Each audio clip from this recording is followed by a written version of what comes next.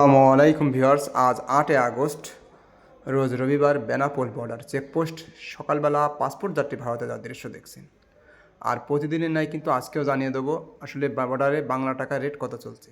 আজকের বেনাপোল বর্ডারে বাংলাদেশি 100 টাকা দিলে আপনাকে 78 টাকা 50 পয়সা দিবে। 10 পয়সা হয়তো কম বেশি হইতে পারে, কিন্তু 78 টাকা 50 পয়সা আপনি পাবেনই। বেনাপোল বর্ডার কিন্তু এখন একেবারে স্বাভাবিক। আপনারা কিন্তু দেখছেন ইমিগ্রেশন লাইনে কিন্তু যাত্রী সকল দাঁড়িয়ে আছে। ইমিগ্রেশন কিন্তু খুলেও দিয়েছে, কিন্তু যাত্রী কিন্তু আগের তুলনায় কিন্তু এখনও বাড়েনি। ট্যুরিস্ট ভিসা ঠিকই ছাড়ছে, কিন্তু যাত্রী কিন্তু বাড়ে নাই। আপনারা কিন্তু লাইনে দেখছেন প্রতিদিনের মতন কিন্তু স্বাভাবিক লাইনই আছে, যাত্রী কিন্তু খুব বেশিও না, অল্প যাত্রী কিন্তু ইমিগ্রেশন লাইনে দাঁড়িয়ে আছে।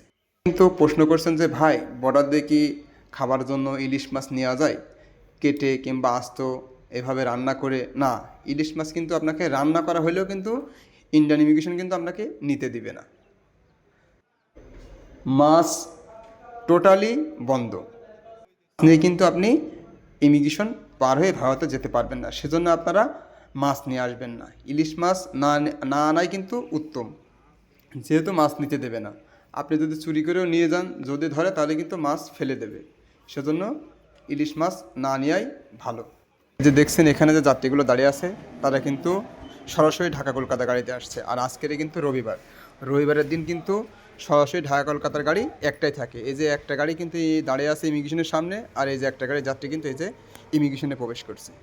রবিবারের দিন সরাসরি ঢাকা কলকাতার একটাই গাড়ি থাকে। আর বেনাপোল বর্ডারের বিষয়ে যদি কারো কোনো প্রশ্ন থাকে, কারো কোনো কিছু জানার প্রয়োজন হয়, তাহলে আপনারা আমাদেরকে কমেন্টসে জানাবেন। আমরা অবশ্যই আপনাদের কমেন্টসের উত্তর দেওয়ার চেষ্টা করব।